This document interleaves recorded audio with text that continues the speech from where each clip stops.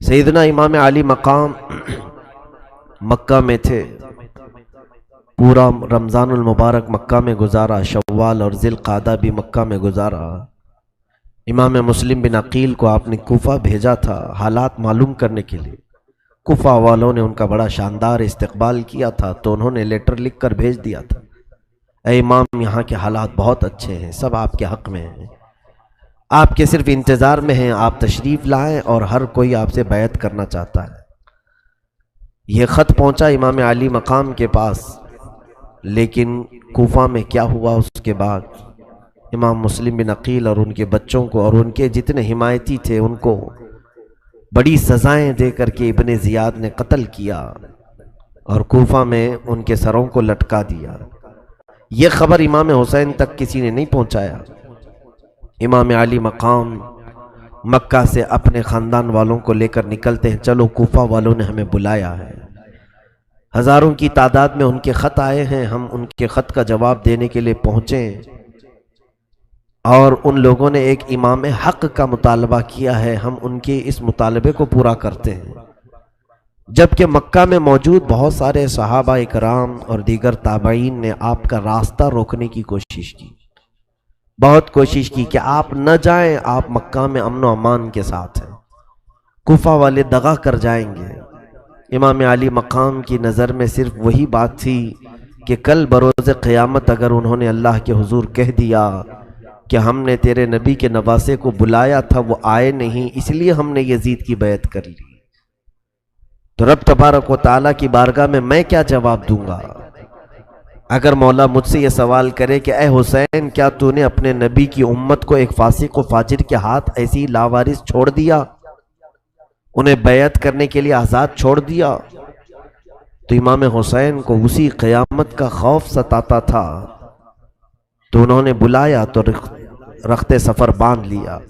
امام علی مقام جب اپنے گھر والوں کے ساتھ نکلے تو راستے میں کچھ لوگ ملاقات کرتے رہے، اس میں ایک مشہور شاعر فرزدق، اس نے مل کر کے ملاقات کر کے کہا بھی کہ آپ کہاں جا رہے ہیں؟ کہا کوفہ کی طرف۔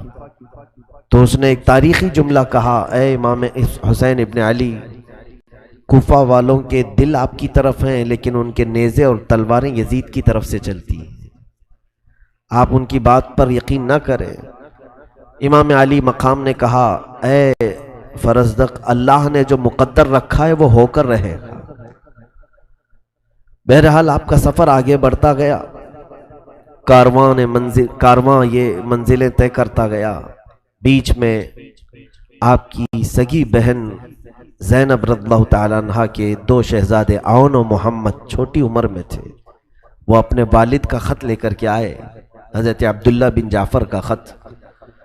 امام علی مقام کو انہوں نے خط لکھا تھا، وہ بہنوی تھے، امام حسین کے سگے بہنوی تھے، عبداللہ بن جعفر حضرت سیدہ زینب کے شوہر، وہ قافلے میں نہیں تھے۔ انہوں نے خط لکھا کہ میں آپ کو روکتا ہوں، اللہ کے لیے آپ واپس آ جائیں، کوفہ والوں کی نیتیں اچھی نہیں ہیں، اگر ان کے پاس تھوڑی اور سختی کسی نے کر دی تو وہ آپ کے خلاف کھڑے ہو جائیں گے، اللہ نہ کرے آپ کے ساتھ اگر کچھ ہو گیا تو پوری دنیا میں اندھیرا چھا جائے گا۔ امام علی مقام کا خط لکھا، امام حسین ابن علی رضی اللہ تعالیٰ عنہ نے اس خط کو رکھا اور اپنے ارادے پر آگے چلتے رہے۔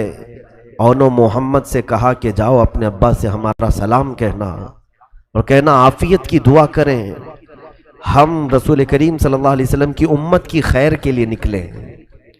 عون و محمد جاتے کہاں؟ انہوں نے کہا مامو جان، ابا نے خط تو لکھا آپ تک پہنچانے کے لیے، لیکن تحفے میں ہم دونوں کو آپ کے حوالے بھی کیا، آپ ہمیں قبول کر لیں۔ وہ دو ننھے سے شہزادے تھے، ان کی عمروں کے متعلق یہ فرمایا گیا کہ وہ 15 سال سے کم کی عمر کے تھے۔ دونوں شریک قافلہ ہوئے، یہ قافلہ چلتا رہا، کوفہ کی طرف جا رہا تھا۔ کوفہ کی ابھی بھی خبر امام علی مقام کو نہیں پہنچی تھی کہ کوفہ والوں نے کیا کیا ہے۔ اسی اثنا میں بیچ میں ایک مقام آتا ہے، وہاں پر حر بن یزید تمیمی ریاحی، یہ ابن زیاد کا معتمد تھا، یزید کی طرف سے اس نے 1000 کا لشکر لے کر امام کا راستہ روکنے کی کوشش کیا۔ ہوا ایسے کہ بیچ راستے میں امام علی مقام نے پڑاؤ کیا ہے، خیمہ ڈالا ہے، تو کوئی گھوڑ سوار دوڑتے ہوئے آ رہے تھے، لیکن ان کے چہرے لٹکے ہوئے تھے، بدن جھول رہے تھے۔ امام حسین نے دیکھا کہ اتنا بڑا لشکر آ رہا ہے، تو لشکر کو دیکھا امام حسین نے اپنے لوگوں سے کہا کہ اس لشکر کو روکو، کیا بات ہے پوچھ لو۔ کوئی گئے اور جا کر کے پوچھا کہ کیا بات ہے، کہا بہت دور سے چلے آ رہے ہیں، پیاس اور بھوک نے ہمیں ادمرا کر دیا ہے۔ یہ خبر امام حسین کو پلی تو امام علی مقام نے اپنے خیموں میں جتنا پانی تھا سب لے کر کے حاضر آئے۔ حر بن یزید کو آ کر پانی پلایا، اس نے آنکھیں کھولی اور اس کے بعد ان لشکریوں کو پانی پلایا۔ امام حسین نے پوچھا کہ کیا مقصد، کس لیے آئے ہو؟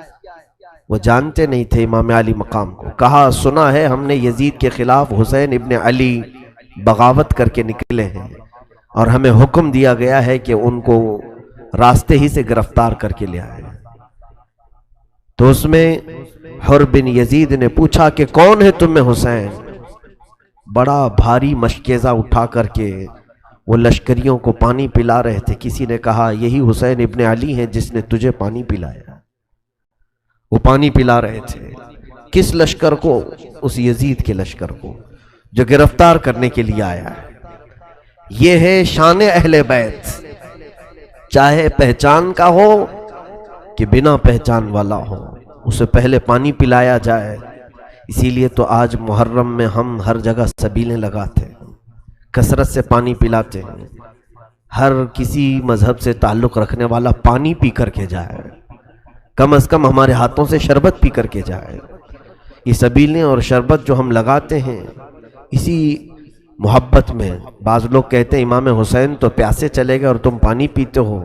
میرے عزیزوں، وہ پیاسے رہ گئے لیکن کسی دوسرے کو پیاسا دیکھنا نہیں چاہتے تھے۔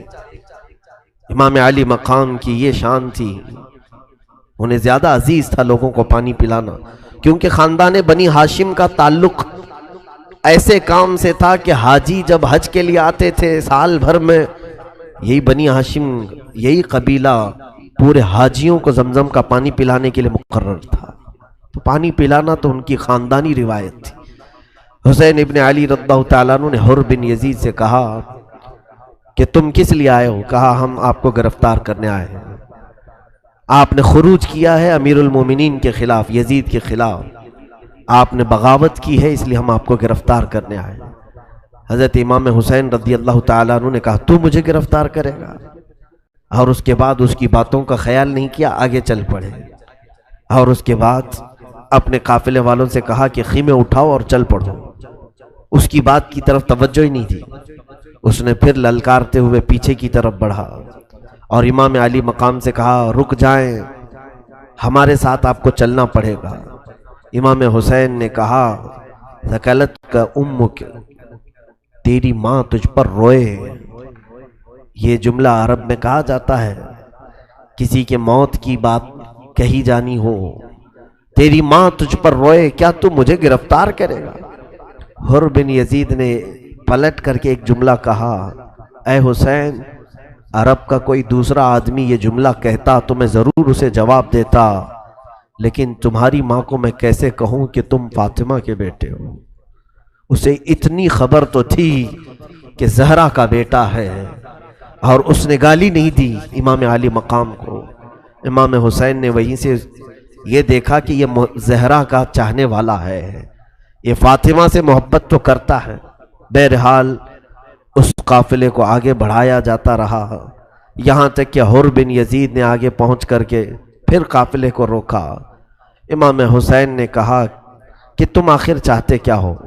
کہا اے حسین ابن علی، میں آپ سے جنگ نہیں چاہتا، لیکن میں اپنے امیر کی اطاعت کرتا ہوں، میں اپنے حاکم کی، خلیفہ کی اطاعت ضرور کروں گا۔ تو بعد میں بات ایسے اتفاق پائی کہ اس نے کہا، حر بن یزید نے، ایک کام کریں آپ، کوئی ایسا راستہ لے لیں جو مدینے بھی نہیں جاتا ہو، کوفہ بھی نہیں جاتا ہو، کوئی دوسرا راستہ آپ اختیار کر لیں تاکہ میں اپنے امیر کی خلاف ورزی کرنے سے بچ جاؤں، نافرمانی کرنے سے بچ جاؤں۔ امام حسین نے اس کے مشورے کو قبول کیا اور بیچ کا ایک راستہ لے لیا جو نہ کوفہ کی طرف جاتا تھا نہ مدینے کی طرف۔ یہ راستہ چل پڑا۔ کافی دور آنے کے بعد حر بن یزید نے کہا اب یہاں پر روک لیجئے، دریائے فرات قریب ہے، پانی وغیرہ آپ کو بھی ملے گا، ہمیں بھی مل جائے گا، روک دیں آپ یہاں پر۔ تو امام حسین نے پوچھا کہ یہ کون سی جگہ ہے، یہ کون سا علاقہ ہے؟ تو حر بن یزید نے کہا ہاذا مقام کربلا، اس جگہ کو کربلا کہا جاتا ہے۔ امام حسین نے کہا ہاذا مناخ رکابنا ومحط رجالنا رحالنا ومقتل رجالنا، یہی وہ جگہ ہے جہاں ہماری اونٹنیاں اتریں گی، ہمارے سوار یہاں اتریں گے، اور یہی وہ جگہ ہے جس کے متعلق میں نے سنا ہے کہ ہمارے جوانوں کی قتل گاہ ہے۔ آپ رک گئے، دریائے فرات کے بالکل پاس میں خیمے لگائے گئے۔ حر بن یزید، شام کا وقت ہوتا ہے، امام علی مقام نے جب اذان دی اور نماز کی تیاری کی، اس سے پوچھا تم اپنی الگ جماعت بناؤ گے یا ہمارے ساتھ نماز پڑھو گے؟ حر بن یزید نے کہا اگر حسین ابن علی امامت کر رہے ہوں تو مجھے امامت کا حق کیسے ہے؟ میں آپ کے پیچھے نماز پڑھوں۔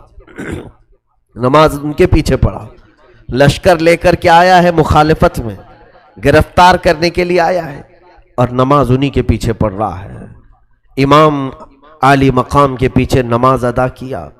اس کے بعد امام حسین ابن علی رضی اللہ تعالیٰ عنہ نے اس سے کہا کہ دیکھو ہم صلح کی بات کرتے ہیں، ہم امن کی بات کرتے ہیں، تم لکھ کر کے بھیجو کہ ہم جنگ نہیں چاہتے، قتل نہیں چاہتے، خون ریزی نہیں چاہتے، میں تمہارے لیے صلح کی بات پیش کرتا ہوں۔ اس نے حاکم کوفہ عبید اللہ ابن زیاد کے پاس خط لکھا کہ حسین لڑنا نہیں چاہتے ہیں اور ہم نے ان کا راستہ روکا ہوا ہے۔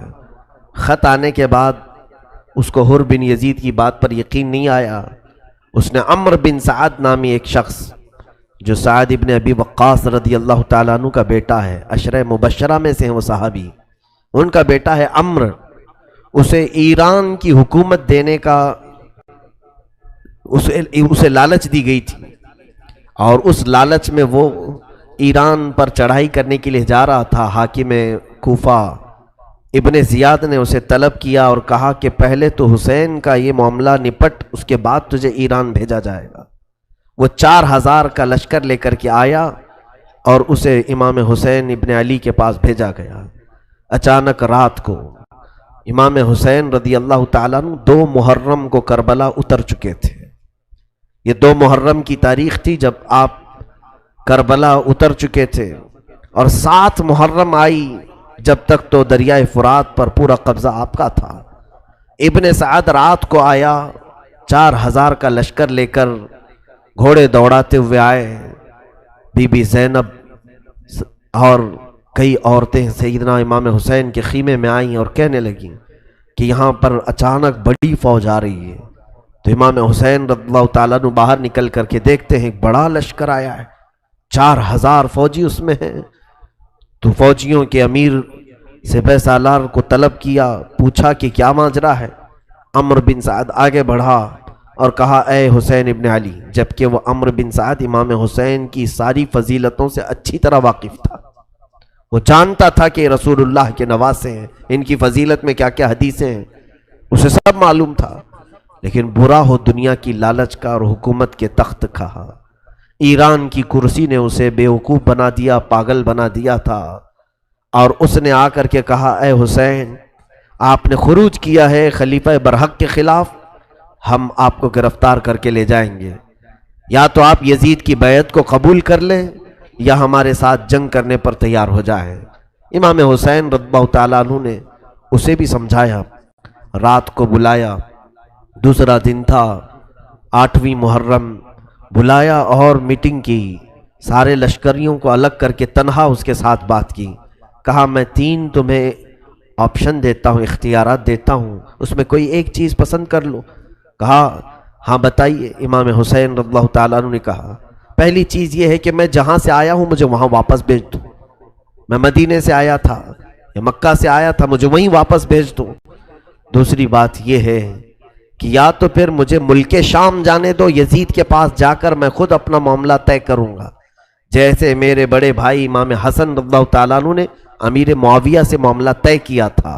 میں خود جا کر کے بات کر لوں گا ہمارے جو بھی معاملات ہیں. تیسری بات یہ ہے اگر تم مجھے واپس مدینہ بھی نہیں جانے دینا چاہتے, ملک شام بھی نہیں جانے دینا چاہتے, تو یا تو پھر مجھے کسی دریا کے کنارے ساحل پر بھیج دو. میں اپنی عمر کی بقیہ زندگی کے ایام وہیں پر کاٹ لوں گا اپنے خاندان والوں کے ساتھ. میں صرف یہ چاہتا ہوں کہ ہمارے خون سے تمہارے ہاتھ رنگین نہ ہو, قیامت کے دن تمہیں اس خون کے عوض دوزخ میں نہ ڈالا جائے. عمرو بن سعد کو ان کی بات کا اثر ہوا. اس نے پھر ابن زیاد کو خط لکھ کر بھیجا کہ اچھا ہوا کہ معاملہ سلجھ گیا, حسین لڑنے کے لیے نہیں آئے ہیں. انہوں نے یہ 3 آپشن دیے ہیں. عبید اللہ بن زیاد کوفہ کا جو گورنر تھا, اس کے دربار میں کئی لوگ بیٹھے تھے, اس نے مشورہ کیا. وہاں پر ایک شخص شمر ذی الجوشن بیٹھا ہوا تھا. اس نے کہا واللہ اگر حسین کو آپ نے واپس پلٹا دیا تو آپ کی ذلت ہو جائے گی. وہ آپ کے علاقے میں آئے ہیں اور آپ کی اطاعت کیے بغیر وہ واپس چلے جائیں گے. اور رہی بات عمرو بن سعد کی, ہم نے سنا ہے کہ رات بھر بیٹھ کر کے حسین کے ساتھ میٹنگیں کرتا ہے, وہ ان سے جا کر کے مل لیا ہے. اس بدبخت ظالم نے عبید اللہ بن زیاد کے دماغ کو چڑھایا اور اس کے بعد ابن زیاد نے ایک بڑی فوج اس کے ہاتھ دے کر بھیجا کہ جاؤ کربلا میں عمرو بن سعد سے کہنا کہ حسین سے کہیں پہلے میری اطاعت کریں, حاکم کوفہ ابن زیاد کی اطاعت کریں اور سر جھکا کر ہمارے پاس آئیں, پھر ہم آپ کو یزید کے پاس بھیجیں گے. اور یا نہیں مانتے تو انہیں قتل کر دو اور ان کے جسموں کو رون دو. شمر ذی الجوشن کو یہ پیغام دیا اور کہا عمرو بن سعد کو یہ بتا دینا, اور اگر عمرو بن سعد نہ مانے تو پہلے اس کا سر کاٹ لینا اور تم اس کی فوج کو اپنے حوالے کر اپنے تابع میں لے لینا. یہ شمر ذی الجوشن کئی ہزار کا لشکر لے کر پھر کربلا میں پہنچا. یہ 9ویں محرم تھی. یہ جو کمک پہنچتی رہی فوج کی, 1000 کا لشکر لے کر حر بن یزید سب سے پہلے آیا تھا, جس نے پانی پیا امام کے ہاتھ, راستہ روکا اور ان کو کربلا پر اترنے پہ مجبور کیا. پھر عمرو بن سعد 4000 کا لشکر لے کر آیا. پھر شمر ذی الجوشن یہ کئی ہزار کا لشکر لے کر آیا. کل ملا کر یہ فوجیں آتی رہیں 22,000 لوگ ہو گئے. اور ادھر قافلہ امام حسین میں کل ملا کر کے 82 لوگ تھے, 82 لوگ تھے. اگر تعداد کے اعتبار سے دیکھا جائے تو 100 گنا سے بھی زیادہ تعداد ان لوگوں کی تھی. مد مقابل میں جو لوگ تھے اس سے بڑھ کر کے بھی ان لوگوں نے فوج جمع کی. پھر شمر ذی الجوشن آ کر عمرو بن سعد سے کہتا ہے یہ دیکھو حاکم بصرہ حاکم کوفہ ابن زیاد کا خط ہے, انہوں نے کہا ہے کہ تم حسین کے ساتھ مقاتلہ کرو, جنگ کرو, ان کے جسموں کو رون ڈالو, یا تو پھر وہ ابن زیاد کی اطاعت کریں اور سر جھکا کر کوفہ میں داخل ہوں, یا تو پھر تو اپنی فوج میرے حوالے کر دے, میں یہ معاملہ نپٹ لوں گا. عمرو بن سعد نے اس کو گالی بھی دی, کہا کہ معاملہ سب سلجھ گیا تھا, تو کمبخت نے شاید بھڑکایا ہے, لیکن فوج میں تیرے حوالے نہیں کروں گا, میں بھی حسین کے ساتھ لڑوں گا. اس نے پہلے صلح کی بات کی تھی, لیکن جب اس نے دیکھا کہ حکومت میرے ہاتھ سے نکل جائے گی ایران کی جو انعام میں ملنے والی تھی, اس نے کہا کہ نہیں میں فوج حوالے نہیں کروں گا, میں خود یہ معاملہ سر کروں گا, اس مہم کو میں ہی پورا نپٹاؤں گا. اس کے بعد یہ شمر ذی الجوشن جو بدبخت ازلی بدبخت تھا, خبیث اور ملعون شخص تھا, اس نے لوگوں میں بھڑکانا شروع کیا امام حسین کے خلاف. یہ 9 محرم الحرام کا دن پورا اسی طرح گہما گہمی میں گزرا. حضرت امام حسین رضی اللہ تعالیٰ عنہ کے ساتھ انہوں نے جو سب سے پہلا معاملہ کیا, عمرو بن سعد نے آتے ہی حکم دیا کہ امام حسین کے خیمے دریائے فرات کے پاس سے اکھاڑ دیے جائیں.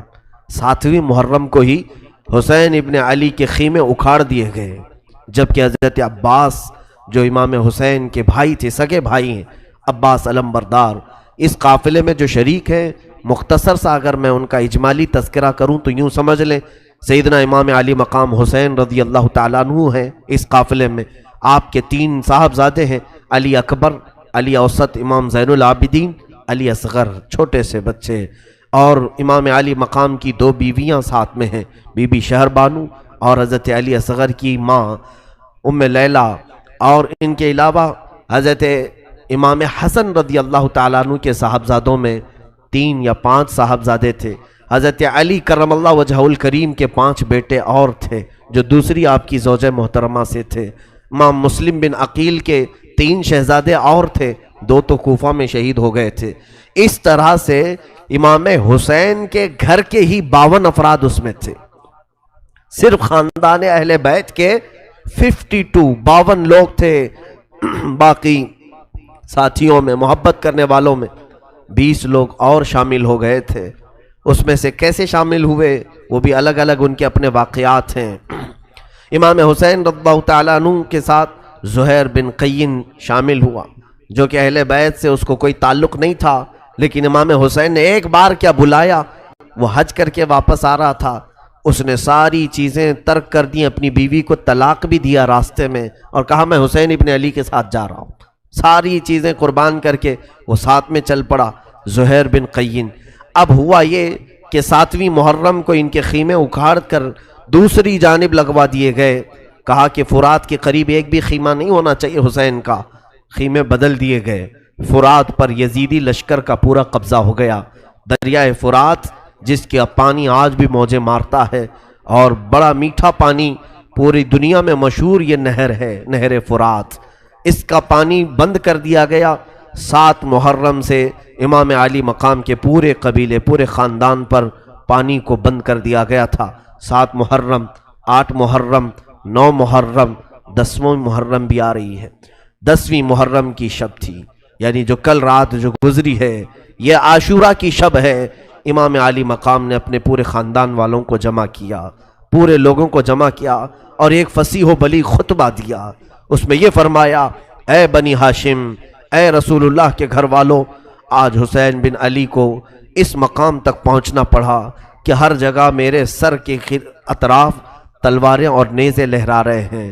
میرے نانا کی امت ہی میرے خلاف تیر تان کر بیٹھی ہے، لہٰذا میں یہ چاہتا ہوں کہ تم جہاں جہاں سے آئے ہو اپنے گھروں کو واپس چلے جاؤ، تم اپنے اپنے گھروں پر چلے جاؤ، اور دین کی خدمت کرنا، عبادت خداوندی میں مصروف رہنا، مجھے میرے حال پر چھوڑ دو۔ جب اہل بیت میں آپ نے یہ تقریر کی، اللہ اکبر، سب کے جسموں پر رونگٹے کھڑے ہو گئے۔ اس میں جو بھی وفادار اہل بیت تھے ایک ایک کھڑے ہونے لگے۔ حبیب ابن مظاہر، ایک امام علی مقام کے خاص غلام، یعنی 7 ہو لیے تھے قافلے میں، مسلم بن اوسجہ اسدی، یہ بھی قافلہ امام میں شریک ہو گئے تھے، یہ کھڑے ہوئے، اور اس کے بعد حضرت عباس سگے بھائی ہیں، کھڑے ہو کر کے کہتے ہیں، اے امام، آپ کیا چاہتے ہیں؟ آپ کے بعد ہم لوگ زندہ رہیں؟ فرماتے ہیں، آپ کے بعد زندگی کا مطلب ہی کیا ہے؟ اگر جینا ہے تو حسین کے ساتھ، اور مرنا ہے تو حسین کے قدموں میں مریں گے۔ آپ کے بھائی نے یہ جملے کہے، اور اس کے بعد آپ کے بھانجے بھتیجے ایک ایک اٹھتے گئے، اور انہوں نے وفاداری کا ایسا ثبوت دیا، اور کہا، اے امام علی مقام، مولا، ہمارے جسموں پر جو بال ہیں وہ آپ کی برکت سے ہیں، آپ ہمیں کربلا سے واپس نہ کریں، ہم اپنی زندگی کی آخری سانس تک آپ کے ساتھ رہیں گے، جہاں آپ رہیں، چاہے آپ اپنے قدموں میں ہی ہمیں کیوں نہ رکھیں۔ امام علی مقام نے کہا، بچوں، دیکھتے نہیں پانی بند ہو چکا ہے، دیکھتے نہیں بھوک ہے۔ امام علی مقام سے بچوں نے کہا، اے مولا، امام حسین، یہ پانی ہی تو بند ہوا ہے، یہ پانی اور کھانا ہی تو بند ہوا ہے، لیکن ابھی ہمارے جنت کا راستہ تو کھلا ہوا ہے۔ امام علی مقام سے انہوں نے واپس نہ جانے کی ضد کی۔ پوری رات امام حسین ابن علی رضی اللہ تعالیٰ عنہ نے سجدے میں گزارا۔ یہ عاشورہ کی رات تھی، عبادت کی شب تھی، رات سجدے میں گزاری گئی، اور ظاہر سی بات ہے 3 دن کے بھوکے اور پیاسے یہ نہتے لوگ جو تلواریں لے کر کے اپنے ساتھ بہت بڑا سامان جنگ لے کر نہیں آئے تھے، جو اپنے ساتھ 1-2 تلواریں ہوتی تھیں، انہی تلواروں کے ساتھ عرب سفر کیا کرتے تھے، ساتھ چلے تھے۔ اس وقت آپ کے ساتھ بہت کوئی بڑی تیاریاں بھی نہیں تھی، خیموں میں ایسی حالت تھی کہ چراغ جلانے کے لیے کسی کے پاس تیل تک نہیں تھا۔ رات کے اندھیریوں میں بی بی زینب کہتی ہیں کہ اگر ہمیں کوئی کام پڑتا تھا تو ہم علی اکبر کے چہرے کی روشنی میں کام کیا کرتے تھے۔ حسین ابن علی کے دمکتے ہوئے چہرے کی جو روشنی ہوتی اسی میں ہم کام کر لیتے تھے۔ خیموں میں بھوک اور پیاس کی شدت تھی، لیکن کسی نے شکایت نہیں کی کہ ہم کو کس حالت میں لا کر آپ نے چھوڑ دیا۔ بیویوں نے بھی صبر کا مظاہرہ کیا ہے، خواتین نے صبر کا مظاہرہ کیا ہے، بچوں نے بھی صبر کا مظاہرہ کیا۔ 10ویں محرم کی صبح تھی، یہی وہ خونی منظر ہے، وہی کربلا میں قیامت صغریٰ ہے جو اہل بیت کے ساتھ رچائی گئی، اور ظالموں نے ایسی تاریخ رقم کی کہ شاید اس وقت سورج بھی تھر تھرا گیا ہوگا، آسمان بھی کانپ گیا ہوگا، زمین کے ٹکڑے ہل گئے ہوں گے جب فاطمہ کے لال کے ساتھ انہوں نے اس طرح کے اخلاق کا سلوک کیا ہے۔ عزیزان گرامی وقار، فجر ہوتے ہی امام علی مقام یزیدی لشکر کے پاس آئے اور پھر یہاں پر کھڑے ہو کر ایک خطبہ دیا اور کہا، اے لوگو، کیا تم نہیں جانتے کہ میں فاطمہ کا بیٹا ہوں، میں حیدر کرار علی مرتضیٰ کا بیٹا ہوں؟ کیا تمہیں معلوم نہیں کہ ایک مسلمان کا قتل کتنا بڑا گناہ ہے؟ یہ تمام تقریریں کرنے کے بعد آپ نے سمجھایا کہ تم اپنی تیروں کو اور تلواروں کو اندر کر لو، میں تم سے لڑنے نہیں آیا ہوں، تم سب مسلمان ہو، تم سب نمازیں پڑھتے ہو، تم سب کلمہ پڑھتے ہو، ہم آپس میں قتل و خون کر کے ایک دوسرے کے ساتھ اس طرح سے نہ بھڑ جائیں۔ سارے لوگوں کو سمجھایا، لیکن کچھ لوگوں کے آنسو تو نکل گئے، لیکن تلواریں ہاتھ سے نہیں چھوٹیں، تلواریں نیچے نہیں آئی۔ اسی اسنا میں شمر ذی الجوشن، اس خبیث مردود نے عمرو بن سعد سے کہا، تم سپہ سالار ہو، جنگ کے شروع کرنے کی اجازت دے دو۔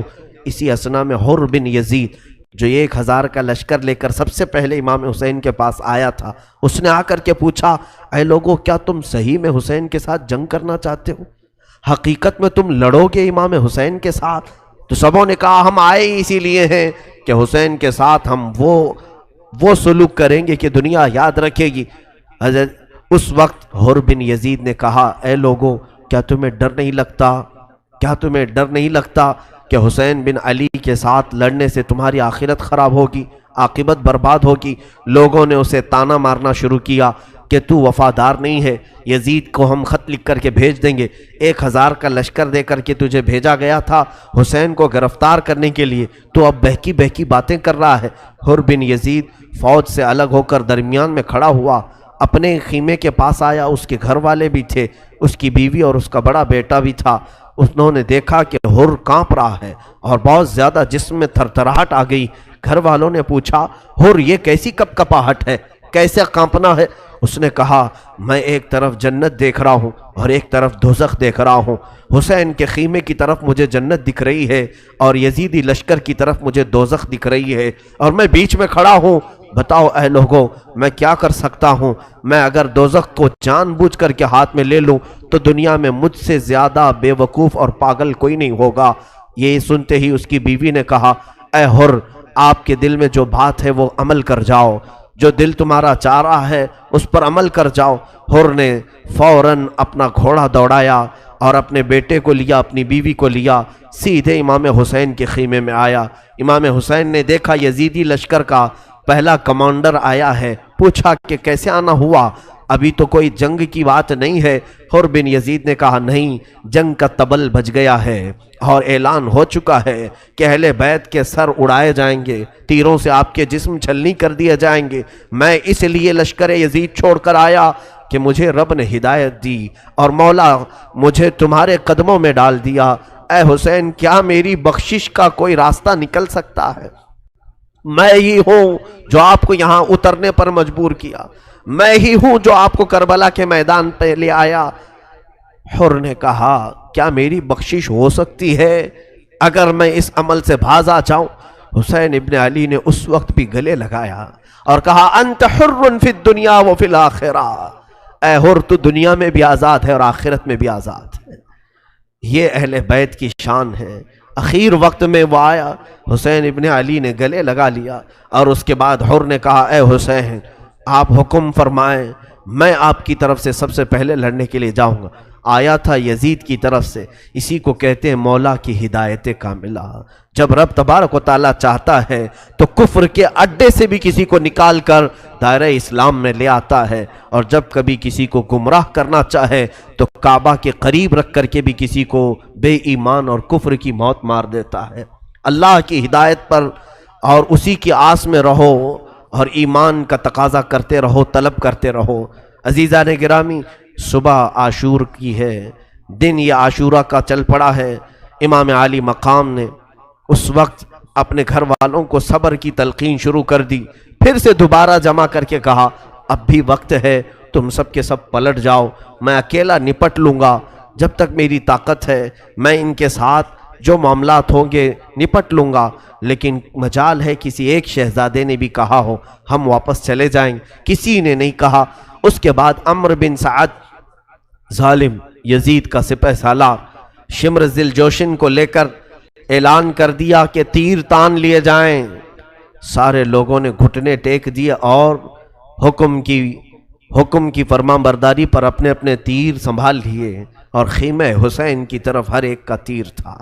اور اسی اسنا میں 1000 کا لشکر لے کر عمرو بن سعد گھوڑے دوڑاتا ہوا خیمہ حسین کے پاس آیا۔